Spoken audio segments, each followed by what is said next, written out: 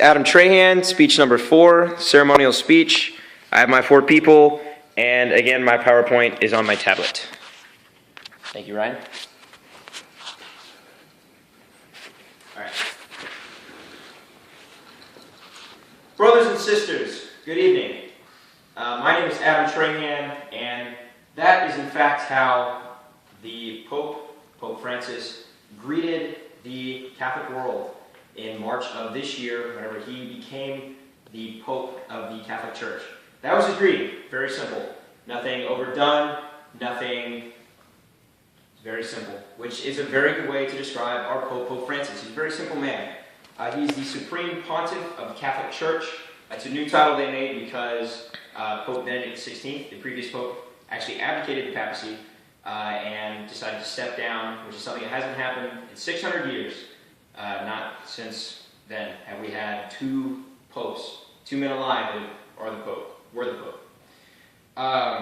So, without further ado, let's begin our evening recognizing and tributing to Pope Francis, the Archbishop of Rome. He wasn't always a Pope, obviously. He started off formerly Jorge Mario Bergoglio. He was born in Buenos Aires on the 17th of December of 1936. He graduated with a he graduated as a chemical technician, and he joined the seminary, the diocesan seminary of Villa Devoto in Buenos Aires, Argentina. He was ordained a priest on the 13th of December, 1969, and he was made cardinal by Blessed Pope John Paul II on the 21st February, 2001. Not much else can be said. Very simple man.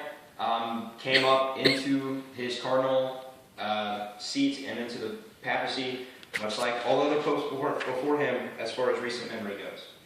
He is the 266th successor of St. Peter, and he became the Pope on the 13th of March, 2013. He selected the name Francis. He's the first Pope to select Francis as his namesake. That is after St. Francis of Assisi, the 13th century, who is the patron saint of the poor. He is most known for what he did with the poor in his time of life. The Pope isn't necessarily characterized by the big events that happened this year. He's more characterized by his simple, little, day-to-day things that he does. My people are poor, and I am one of them. That is what he has said to people numerous times before his papacy and during. His Holiness continues to reside in the Santa Martha residence, which is a guest quarters at the Vatican for visiting priests and cardinals whenever they go and visit Vatican City. It's where he was whenever he was selected as the next pope, and he decided to stay there in lieu of the much larger, papal apartment. He decided to stay there, according to Religious News Service. They talked to the chief spokesperson of the Vatican, Reverend Federico Lombardi. He says that the Pope chose to live there so he could continue to live in community with the priests, the nuns, and the cardinals that go and visit. He wanted to be with his brothers and sisters in Christ. Now, I said there weren't really any big events that described our Pope from this year. He's only been Pope since March, not even a full year yet. Well, perhaps one of the most controversial things that he's done is that what he's done with the poor and just the lowly of society is what people would view them as.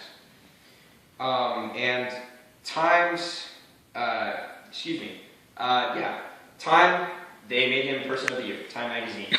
And one of the things that they noted on in their article was that the Pope is said to leave Vatican dressed as an ordinary priest to hand out alms. He will get out of the Vatican, not just as the Pope, just as an ordinary priest in his black and his white collar, just to go and visit and be with the poor. Those are the people that he very much reaches out to in his ministry as Pope, and as he did as Archbishop in Buenos Aires and as priest in Buenos Aires before that. Perhaps one of the most controversial things is the washing of the feet that happened Holy Thursday. He hadn't even been Pope for a month.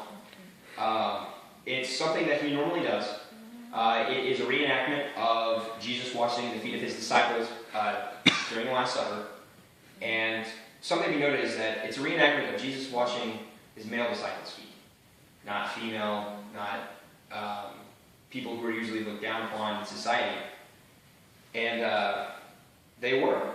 The 12 that were selected for the foot washing rite included Orthodox and Muslim detainees. Black feet, white feet, male feet, female feet.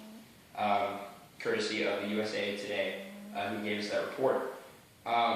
It was looked down upon by a lot because it was a juvenile detention center. It was Muslims. It was people that weren't Catholic. It was women for something that was reenacting that was just men. Pope Francis didn't care. He didn't care. It was out of love. And actually quoting Pope Francis, when asked about the event, he said, "Help one another. This is what Jesus teaches us. This is what I do. And I do it with my heart. I do this with my heart because it is my duty as a priest and bishop. I must be at your service." And that, ladies and gentlemen, is the best summation of our Pope thus far. He's a Pope of love. He's a Pope that is in service to the poor and to the people of the Catholic Church. And I personally am very much looking forward to what he's going to do for our church in the coming years. Without further ado, Pope Francis, Archbishop of Rome. And you can pause it. All right, the video stopped, but I forgot to do my pan, but it's okay. Everybody's still here.